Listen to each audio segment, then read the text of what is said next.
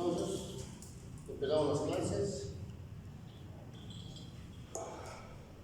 Cuando hablamos de examen neurológico, en general nos referimos a lo que es el examen semiológico, que eso ya lo dejaron ustedes dentro de las materias preclínicas, lo que es semiología, ¿no es cierto? Seguramente en semiología aprendieron a examinar al paciente desde el momento cómo se encuentra, ¿no es cierto? Y, obviamente, lo que nos interesa en la semiología es ver y encontrar lo que tiene el paciente. Es muy diferente el interrogatorio y la anamnesis, que eso también ayuda. Pero en el examen neurológico sí. Nos interesa desde cómo ingresa el paciente, cómo se sienta, si ingresa en camilla, si ingresa dormido, si ingresa adolorido, si pica algo, ¿no es cierto? Si se agarra el abdomen, el hombro, la cabeza, etc. Eso es semiología. Mientras que en el examen neurológico, cuando hablamos de esto, estamos refiriéndonos a que nos interesa saber que existe una diferencia con el examen neurológico o semiológico en general. Obviamente cada especialidad tiene, digamos, su campo donde enfoca para encontrar la patología. Y en nuestro caso necesitamos qué cosa. Antes y actualmente todavía se usa el martillo de reflejos, que es lo que tenemos que tener. Esto que se usaba ahora actualmente, que hacía no tanto la tablita de estrés para ver, digamos, la naturaleza visual. Tenemos el oftalmoscopio. Cuando hablamos de oftalmoscopio, en general hacíamos el fondo de ojo. ¿Para qué? Para ver si el paciente tenía edema de papila. Edema de papila. ¿Qué es lo que nos indicaba el edema de papila? Nos indicaba aumento de la presión intracraneana. Entonces, pero actualmente hay otros métodos para encontrar y saber si el paciente tiene hipertensión intracraneana. Entonces, el oftalmoscopio aún todavía se usa, pero ya con menos frecuencia. ¿Por qué? Porque mandamos al oftalmólogo para que nos haga un fondo de ojo digital y nos mande la foto, que antes no existía eso. Entonces, es mucho más, digamos, sencillo para definir y ver, ¿no es cierto?, el fondo de ojo, porque antes era operador dependiente. Uno hacía, lo que decía es que el operador, uno tenía que creer, mientras que ahora se manda la fotografía y podemos ver todos. El algodón o la pregunta, ¿eso para qué? Para ver la sensibilidad superficial y fundamentalmente el reflejo corneano. El reflejo corneano que nos va a indicar que si hay alteración de la sensibilidad, vamos a tener que pensar que en la cara hay alteraciones que afectan al séptimo par, al quinto par y por debajo del cuello. Entonces tendríamos que aprender lo que son los dermatomas. Los dermatomas para ver si hay una alteración de la sensibilidad superficial, no profunda. Es una cosa muy diferente tener sensibilidad superficial y otra sensibilidad profunda. Perdón.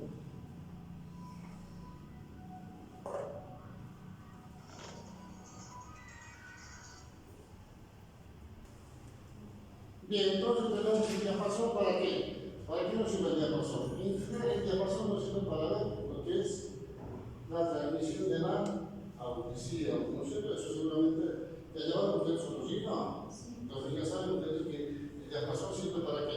Para hacer la prueba de Rinne y la prueba de Weber. ¿No es cierto? Que es lo que nos interesa saber para ver si tiene la audición conservada. Entonces fíjense ustedes que cuando yo hago el examen de fondo de ojo, estoy viendo pares craneales, como se llama el segundo par craneal, ¿no es cierto? Y cuando hago los reflejos, estoy buscando los reflejos ortoretinosos, ¿no es cierto? El occipital, patelar, apileado, ¿no es cierto?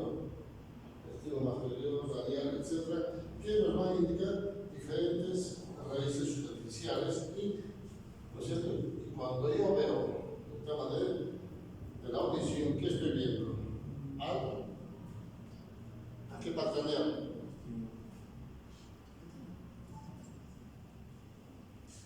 Al vestíbulo coclear, ¿no es cierto?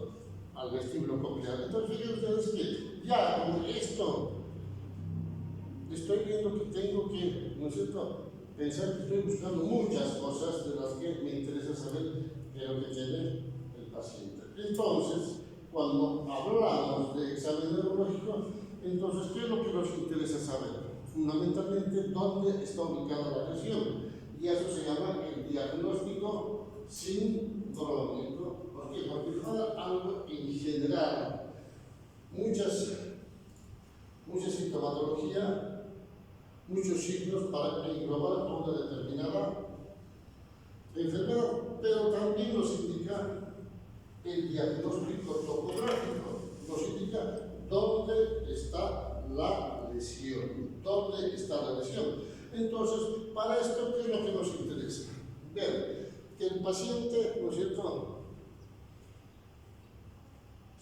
colabore, ver, ¿no es cierto?, escuchar al paciente, mirar cómo se mueve. Porque el paciente nos dice, me duele mi cabeza, no dice, tengo cefalea. No sé si se agarra, me duele mi cabeza, toda la cabeza, y no dice, tengo cefalea occipital o cefalea frontal. Entonces uno tiene que escuchar al paciente, qué cosas, qué movimientos hace. Y obviamente, en todo el examen que empezamos a hacer, tenemos que hacer en forma secuencial, ¿no es cierto? Y no repetir las mismas cosas porque a veces el paciente neurológico se cansa y se agota fácilmente y no colabora más adelante. Entonces, por eso es que tenemos que hacer secuencialmente, paso a paso, todo lo que nos interesa saber.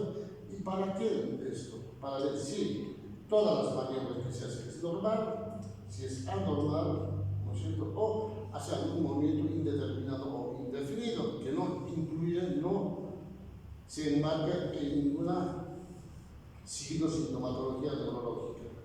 Y obviamente el examen tiene que ser rápido, porque no podemos tomarnos toda la mañana, ¿no es cierto?, porque el paciente se cansa, se agota. Es decir, rápido, confiable, siempre esto, comparar izquierda, derecha. ¿Por qué?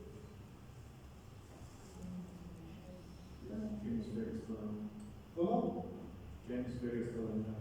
Porque en general tenemos dos hemisferios que van a comandar la mitad del cuerpo de un lado y la otra mitad del otro lado. Entonces, eso es importante, porque si yo sé que no puedo mover el brazo derecho, sé que mi lesión está en el lado izquierdo. ¿Por qué?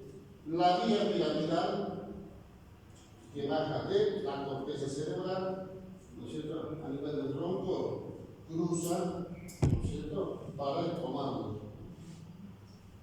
Entonces, yo tengo que saber ese tipo de concepto para entender lo que tiene el paciente cuando manifiesta alguna patología neurológica. Entonces, siempre comprando izquierda derecha y, acuérdense, siempre hagan el mismo orden, nunca en desorden. Porque si no, si hacen el desorden, seguramente por ahí alguna maniobra, algún movimiento, algún examen no lo van a hacer. Siempre tiene que ser secuencial. Entonces, ¿qué es lo que nos interesa? El nivel de conciencia, el estado mental y el lenguaje. Cuando hablamos del nivel de conciencia, ¿qué es lo que nos interesa ver?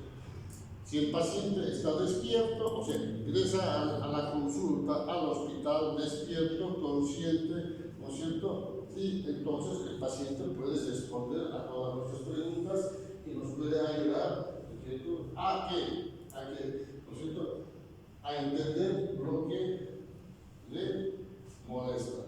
Pero si el paciente está dormido, pues hay que ver y catalogar si el paciente está obnubilado, estuporoso o en coma. Entonces, esto ya es totalmente diferente. ¿Por qué? Porque el paciente seguramente va a ventilar, va a estar dormido, pero no va a haber ninguna respuesta, ¿no es cierto? No va a responder a nada. Entonces tendremos que acudir a qué? el interrogatorio a la familia, ¿no es cierto? Pero nos tenemos que hacer el examen neurológico igual, ¿no es cierto? Ahora, muchas veces el paciente ya viene, como está la foto, totalmente desconectado. Puede tener un ritmo cinético por un problema psiquiátrico, el estado vegetativo persistente o el síndrome de Gautier. Entonces, estos pacientes ya son crónicos que vienen por alguna descompensación de otra causa que no sea neurológica. Pero tenemos que saber, porque cuando ingresan no sabemos si está en un estado vegetativo persistente o es que, ¿no es cierto?, ya vino, digamos así, en unas pocas horas. Pero la actitud que nosotros vemos, ¿no es cierto?, uno tiene que darse cuenta de esto. Si un paciente entra en coma, estado estuporoso, seguramente va a tener, en principio, si quieren, una flacidez, pero si es crónico va a tener el estado, ¿no es cierto?, de contracción, espasticidad. Entonces, eso nos marca la diferencia. Ya al solo ver esto, vamos a ver que el paciente que ingresa con las manos en flexión, ¿no es cierto? Entonces, ya que este paciente es crónico, no tiene una lesión neurológica crónica, pero si no, entonces yo tengo que pensar que es algo agudo, ¿no es cierto? Ahora, en el estado mental, si el paciente está despierto, tengo que ver que si está orientado, si está confuso o si tiene un deterioro cognitivo progresivo. Ahora, si yo veo que está orientado, ¿no es cierto?, pues tengo que ver si está orientado en tiempo, persona y espacio, ¿no es cierto? Es lo que a ustedes les enseñaron, orientado en las tres esferas, ¿no es cierto? Orientado, tiempo, persona y espacio. Confusión. Muchas veces el paciente se confunde al hablar. Responde, pero en algún momento se confunde. Entonces el paciente está parcialmente orientado o totalmente desorientado. Entonces, paciente confuso. Y el deterioro cognitivo. El paciente está totalmente perdido y dice que, ¿no es cierto?, habla, responde cualquier cosa, ¿no es cierto?, pero ¿por qué? No es de ahora. ¿Hace cuánto está? Se pregunta la familia. No, hace varios años. Pero tiene un deterioro cognitivo progresivo, es lo que se llama en los ancianos, ¿no es cierto?, la famosa demencia senil, ¿no es cierto?, la demencia senil. No es el famoso Alzheimer, porque generalmente todos dicen paciente que tiene problemas de memoria, no tiene Alzheimer, y no es así. Tiene una demencia, un deterioro cognitivo, ¿no es cierto?, trastornos mnésicos, que dentro de las demencias hay una lista larga de causas de por qué el paciente puede tener una demencia. Entonces, es importante saber eso y en el lenguaje tenemos que decir, habla perfectamente, coherente o entiende que tú hablas pero no puede hablar o directamente no habla. Entonces, en esto que estamos investigando, si el paciente tiene afasia, la famosa afasia de comprensión y la afasia de expresión. Cuando hablamos de la afasia de comprensión, nos referimos a la afasia de Wernicke, y a la afasia de expresión hablamos de la afasia de Broca, ¿no es cierto?, Wernicke y de Broca. Entonces, fíjense, ya solamente buscando el nivel de las funciones corticales, ya nos damos cuenta y por ahí ya llegamos a un diagnóstico. Entonces es importante hacer este diagnóstico y empezamos ahora sí a hacer el examen neurológico. Pues cuando hacemos el examen neurológico, en general, lo que hacemos es buscar la función de los vasos craneales. Cuando hablamos de la función de los vasos craneales, ¿no es cierto?, vamos a ver desde el primer vaso craneal hasta el 12. Este examen, seguramente ya lo hicieron cuando les enseñaron a hacer el examen en semiología, solamente que no les explicaron, ¿no es cierto?, la importancia que tiene. En cualquier examen, de cualquier especialidad, siempre van a hacer. Siempre. Bueno, un paciente traumatológico se rompió el brazo, que sí, le van a preguntar cómo se llama, es de dónde viene, examen de las funciones corticales. Habla, sí, habla. ¿Está deteriorado neurológicamente? Sí. ¿No es cierto? Y tiene lesión, que no puede mover el brazo, entonces tenemos que saber si es la lesión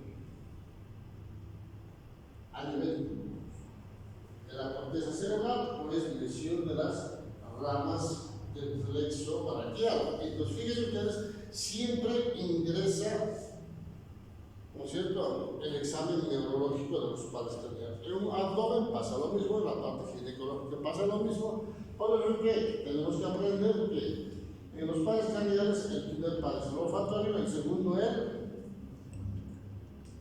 óptico, ¿no es cierto? El tercer par es el oculomotor, el cuarto el patético, el sexto el motor ocular externo, el séptimo el facial, el octavo el vestíbulo nuclear, el noveno es el gloso faringio, el décimo es el pálido, ¿no es cierto? El 11 es el espinal, ¿no es cierto? Y el 12 el hipogloso. Entonces, ya sabemos que los padres cardíacos son de esta manera y entonces tenemos que entender dónde está más o menos ubicado cada par craneal. El óptico, digo el olfatorio en general, se ubica ¿dónde? A nivel de lo que son las fosas nasales, que se va a conectar con ¿dónde? Con el bulbo olfatorio. ¿A través de dónde? A través de la lámina cribosa, ¿no es cierto? A través de la lámina cribosa. El segundo par es el óptico. Empieza ¿dónde? A nivel de lo que es el globo ocular, ¿no es cierto? Lo que es la retina y tiene un recorrido largo ¿hasta dónde? Hasta la región occipital, hasta la región occipital. El motor ocular común, el patético y el motor ocular externo son los llamados los oculomotores. Los oculomotores encargados del movimiento de los ojos. Estos oculomotores se encargan de los movimientos oculares extrínsecos y también intrínsecos. Los encargados de los movimientos intrínsecos es el tercer par craneal y de los movimientos oculares extrínsecos se encargan el tercero, el cuarto y el sexto par craneal. Entonces, con un examen examinamos los tres pares craneales. Tenemos algo. Quinto par craneal es el trigémino, que es lo que más nos interesa, ¿no es cierto? Saber la sensibilidad de la cara, el reflejo corneano, ¿no es cierto? Y esta rama termina en tres: la región frontal, maxilar y mandibular, que cuando lesionan este par o se lesiona este par por cualquier causa, da la enfermedad, lo que se llama la neuralgia del trigémino, ¿no es cierto? La neuralgia del trigémino, que se manifiesta con mucho dolor facial. Ahora, tenemos al séptimo par craneal. Esto es mucho más sencillo, el facial, que encargado la inervación de los músculos de la cara. Los músculos de la cara, ¿no es cierto? Que esos son los que, cuando hay una lesión, ¿no es cierto?, vemos lo que se llama la parálisis facial. Y lo más frecuente es la parálisis facial a frigori, o lo que se llama la parálisis de Bell, ¿no es cierto?, o la parálisis facial periférica, que cuando vemos eso hay una desviación de la cara para un lado, ¿no es cierto? Tenemos al vestíbulo coclear, lo va para acústico, es el octavo par craneal. Este paciente que tiene esta lesión va a tener ¿qué cosa? Alteración del equilibrio y alteración de la audición, ¿no es cierto? Alteración de la audición. Entonces el paciente se nos manifiesta, o al examen encontramos esto, entonces ya pensamos que vemos que el paciente tiene lesión del octavo par craneal. Tenemos al noveno, que es el glosofaringio, ¿no es cierto?, que es encargado de la inervación de ¿qué? De todo lo que es la orofaringe. lo mismo que el vecino parcranial. Entonces, en esto, ¿qué es lo que examinamos?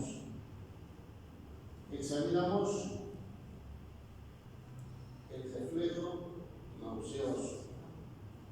Examinamos la simetría del pelo del paladar, ¿no es cierto? Cuando examinamos la orofaringe estamos examinando el noveno y el décimo parcranial. ¿Por qué? Porque juntos inervan esa parte, pero la diferencia es que el barro se va hasta el abdomen. Entonces, aparte de esto, si yo veo que el paciente tiene una alteración en la vocalización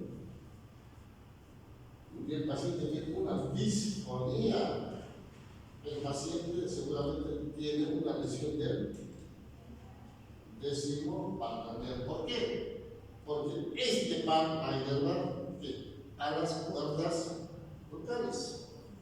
Entonces, fíjense ustedes, solamente con algún signo o síntoma que encontramos, ya a veces llegamos a un diagnóstico. El espinal es mucho más sencillo, el espinal accesorio va a inervar muchos músculos, pero lo que nos interesa saber es que inerva qué cosa: el músculo trapecio y el músculo externo glenomastoideo. Entonces, si nosotros vemos que el paciente está torcido la cabeza, ¿no es cierto?, sé que tiene lesión del espinal, ¿no es cierto? Ahora, el hipogloso es el último parcranial que ve de la cosa, la lengua. La lengua. Entonces, nosotros cuando vemos que al examinar, ¿cierto?, nos enseñaron en semiología, ¿cierto?, esto que se lo voy a repetir, ¿no es cierto?, cuando examinamos al paciente, es una tortuga, un bajalejos, abra la boca, saca la lengua y diga ¡ah! ¿No es cierto? Les enseñaron eso. ¿Para qué les enseñaron eso? ¿Para ver qué? No sé, para cualquier cosa. Les enseñaron, nunca les explicaron por qué. ¿No es cierto?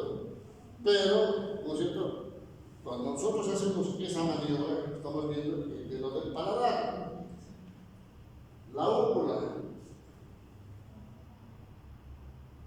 estimulamos el reflejo nauseoso. Entonces ya estamos examinando qué cosas: el noveno y el décimo parcranial. Ahora ya saben. Y cuando decimos abra la boca y saque la lengua, estamos examinando el hipogloso. ¿No es cierto? Decimos abra la boca, saque la lengua, lleva a la izquierda, lleva a la derecha, lleva abajo, no sabemos ni para qué. Ahora sí sabemos el movimiento, ¿no es cierto?, de la lengua para examinar el hipogloso. Pues fíjense ustedes que hay muchas cosas que seguramente no les explicaron en detalle en semiología, que por ahí lo aprendieron, ¿no es cierto?, pero no sabían por qué. Pero ahora sí ya sabemos, ¿no es cierto?, de por qué se hace cada maniobra. Porque cada maniobra, cada movimiento tiene una razón de ser. No es al azar cualquier cosa. ¿No es cierto? Bien. Otra de las cosas que nos interesa es el sistema motor para ver el tono, la fuerza y los movimientos anormales. Cuando nosotros vemos el tono, en general vemos la posturas anormales, para ver si tiene atrofia, hipertrofia, fasciculaciones en la inspección, solamente al mirar. Y a la palpación siempre se tiene que palpar ambos miembros superiores, izquierdo y derecho, ambos emitoras, examinar los miembros inferiores de la flexión, extensión, ¿no es cierto? Entonces, ver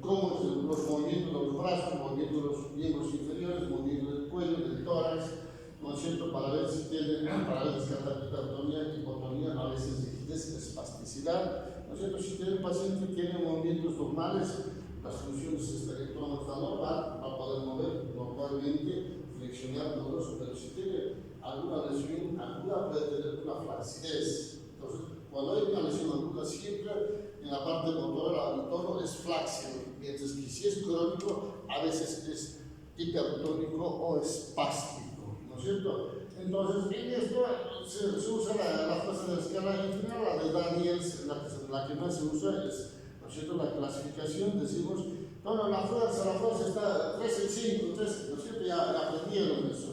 Entre los movimientos anormales, individual ven al paciente cómo, ¿no es cierto?, ingresa, cómo camina, cómo se mueve.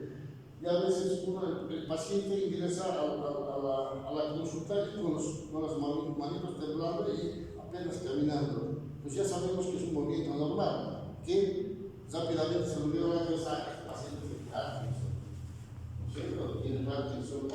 O viene el paciente con la mano colgada así, ¿no? Entonces, y no lo puede controlar. Esto seguramente tiene una lesión de qué? Del plexo braquial, desafrentación, porque no puede controlar. Pero si el paciente viene con la mano en flexión, rotación y camina de esta manera, este tuvo una lesión cortical, pero hace tiempo con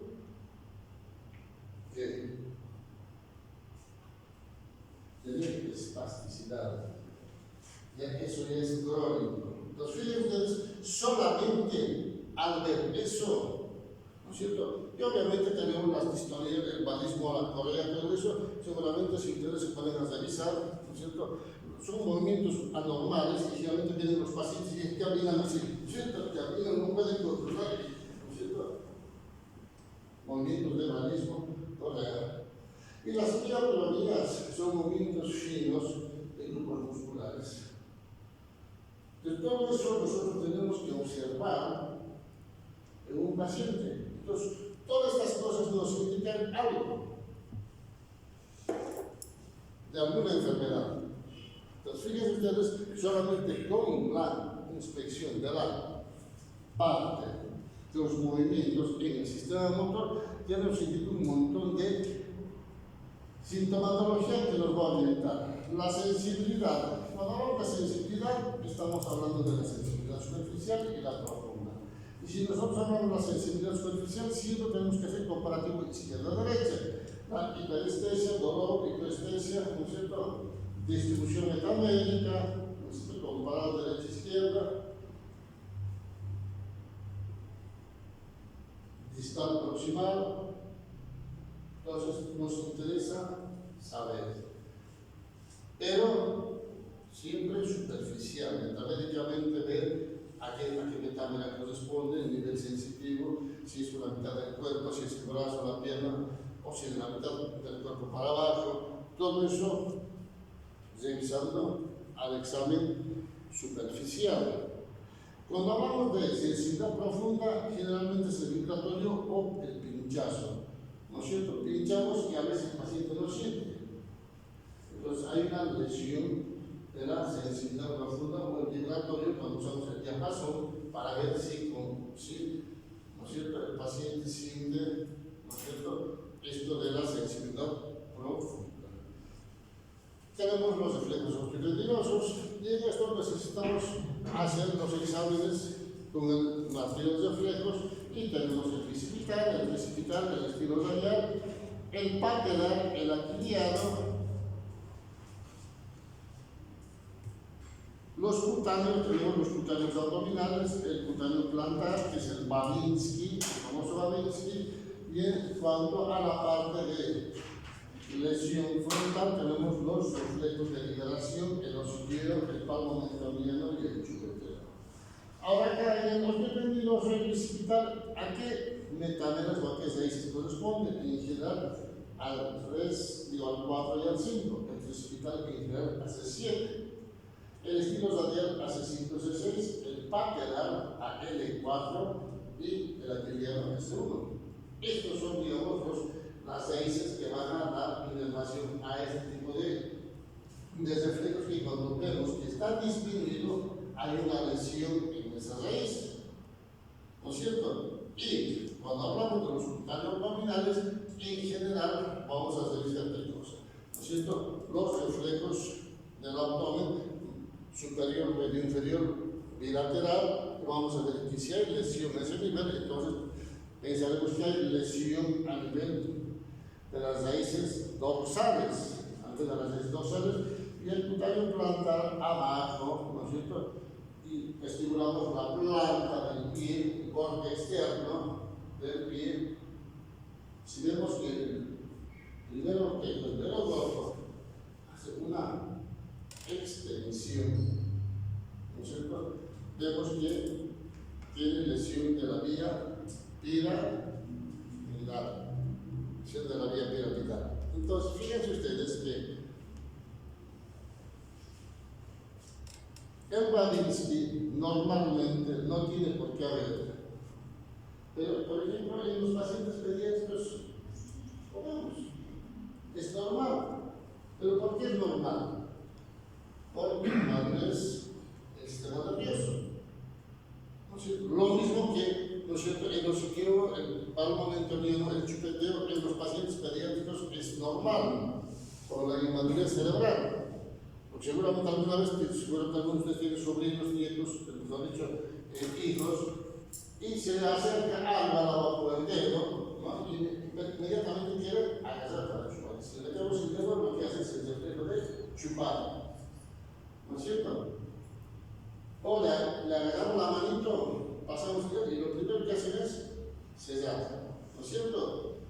Son reflejos normales en los pacientes pediátricos, pero en una persona adulta, eso es patológico. Es patológico por lesión de la región frontal, liberación frontal. Es patológico, no tiene por qué haber esto.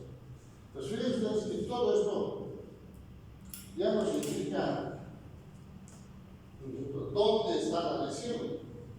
Por eso es importante tomar en cuenta el examen neurológico y entender, digamos, paso a paso, todas las maniobras que hacemos nos indican dónde vamos a tener la lesión en nuestro paciente. En cuanto a la coordinación, encontramos ya, vamos a examinar lo que es el cerebelo.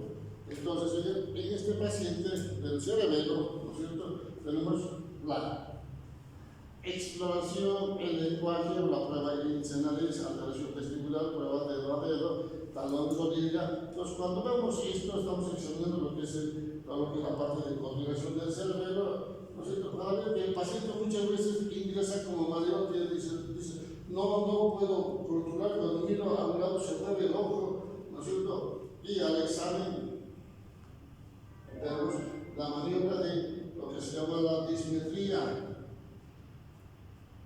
Cuando hacemos la maniobra de, les llamo el examen, ¿no es cierto? Ponga las manos al costado, con la punta del dedo se toca hacia la nariz, ¿no es cierto? Y vemos que a veces no se toca, a veces va donde sea, ¿no es cierto? Hay una dismetría. Entonces, cuando vemos esto, hay una alteración en la coordinación. A veces el paciente ingresa, ¿no es cierto?, y abre los pies para que caminen, ¿no?, para no caerse, para tener equilibrio, aumento a la base de sustentación. Entonces, todo esto nos indica alteración de lo que es la fosa posterior. La prueba del dedo a dedo es como que cuando dice, no, toque mi dedo, entonces a veces no controla, ¿no es cierto?, no calcula. Entonces, eso también nos indica alteración de la coordinación y lo que el paciente, si no puede hacer con eso, la prueba talón-rodilla, el talón del lado del pie derecho, por ejemplo, va hacia la rodilla y tiene que bajar por el borde del pie. Si eso no coordina, también hay una alteración de la coordinación, o hay una lesión en lo que es la fosa posterior. Y en la fosa posterior, ¿qué es lo que tenemos? Tenemos al cerebelo, los dos hemisferios cerebrosos y al medio que tenemos al vermis. anatomía básica. Eso tienen que saber, ya lo llevaron ustedes. Entonces, para entender, por eso la parte neurológica tienen que tener base de anatomía. No le estoy diciendo la anatomía profunda, la básica, lo más sencillo para entender. Entonces, fíjense ustedes que todo eso, por cierto, nos ayuda a ver. Y finalmente tenemos la estática, mantenerse el pie, brazo al frente, flexión del codo. Es la prueba que nos enseñaron más en la pasa al frente, extiende los brazos, manos, palmas arriba, y cierra los ojos y mantenga, ¿no es cierto? Y ve, si eso en esa prueba cae un brazo o simplemente empieza a rotar, significa lesión de la vía piramidal. Y si no lo mantiene, nada. Entonces el paciente está normal. Pues fíjense que, entre las cosas, la marcha, ya se les dije cómo puede ingresar, ¿no es cierto? ¿Cómo ingresar al hospital, a la emergencia? ¿Cómo ingresa al consultorio? ¿Qué tipo de marcha? A veces el paciente ingresa, se agarra, entonces ya sabemos que el dolor está más o menos localizado en esa parte, ¿no es cierto? O a veces el paciente, ya se lo dije, el paciente viene de esta manera. Tiene una marcha espástica por lesión antigua, ¿no es cierto? O lesión, pasitos cortos con movimientos normales, a marcha parkinsoniana, ¿no es cierto? Entonces, fíjense ustedes, todo esto va a marcar el tipo de patología, la marcha nos va a marcar la patología que puede tener. Entonces, cuando hay la marcha de Turner, por ejemplo, con lesiones de la parte periférica, el corpo posterior, a veces del cerebro y a veces lesión del tálamo, a veces hay lesiones, digamos, de simplemente el miembro inferior y el resto no. Entonces, el paciente tendrá una parecida del miembro inferior por lesión de qué? Del nervio ciático, ¿no es cierto? Todo esto nos indica que el paciente tiene algo. De acuerdo a la marcha, a veces ya directamente, a veces llegamos a un diagnóstico de dónde puede estar la lesión. Otros signos que no están dentro de lo que es el examen neurológico habitualmente es esto: los signos benignos, los pulsos periféricos, ¿no es cierto?, que nos van a orientar qué cosa. Cuando el paciente se queja mucho dolor, no puede mover el miembro inferior, todo eso, a veces buscamos los pulsos periféricos, el pulso periférico fundamentalmente, a veces hay una trombosis que no le permite mover. No, pero eso no es una parte neurológica, es la parte vascular, pero el paciente no lo puede mover y como no puede mover, piensa, es un problema neurológico y no nos trae a nosotros. ¿No es cierto? Nosotros tenemos que descartar ese tipo de cosas. Otra vez con los signos benignos. ¿Cuáles son los signos benignos? La rigidez de nuca, la famosa nucargia, ¿no es cierto? La rigidez de nuca. Y otra de las cosas, para entender los signos benignos, ¿qué hacemos? La prueba de Kerner y la prueba de Brudzinski, ¿no es cierto?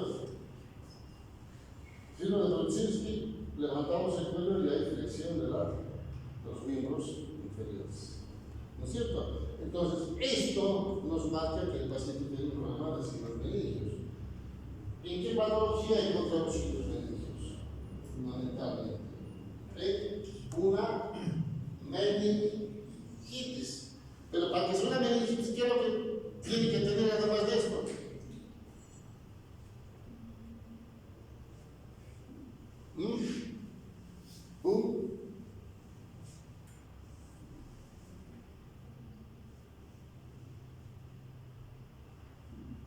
¿Qué tiene una meningitis?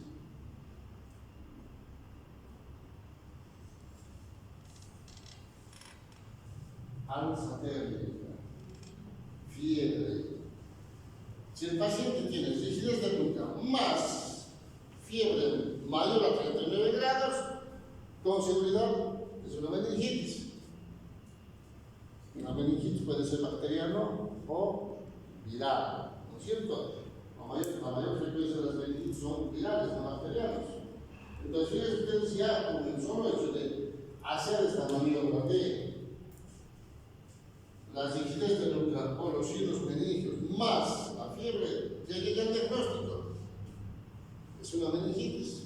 Tengo que hacer una prueba de líquido cefalosaquíneo para confirmar mi diagnóstico. ¿No es cierto? Entonces, fíjense ustedes que cuán importante es el examen neurológico básico con todos los pasos que hacemos para llegar a un diagnóstico. Ahora, ¿qué pasa si el paciente tiene un signo meningio sin fiebre?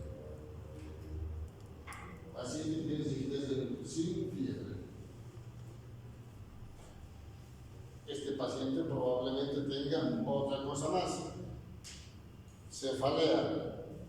Entonces, cuando yo veo que un paciente, cualquiera de ustedes, viene con mucha cefalea, rigidez del nuclear, entonces yo tengo que pensar que tiene un sangrado por ruptura de una aneurisma cerebral que se llama la hemorragia subaracnoidea, porque el paciente no tiene fiebre, pero tiene rigidez del nuclear y tiene cefalea. Fíjense ustedes que los hilos meningios, ¿no es cierto?, tenemos que pensar de esta manera.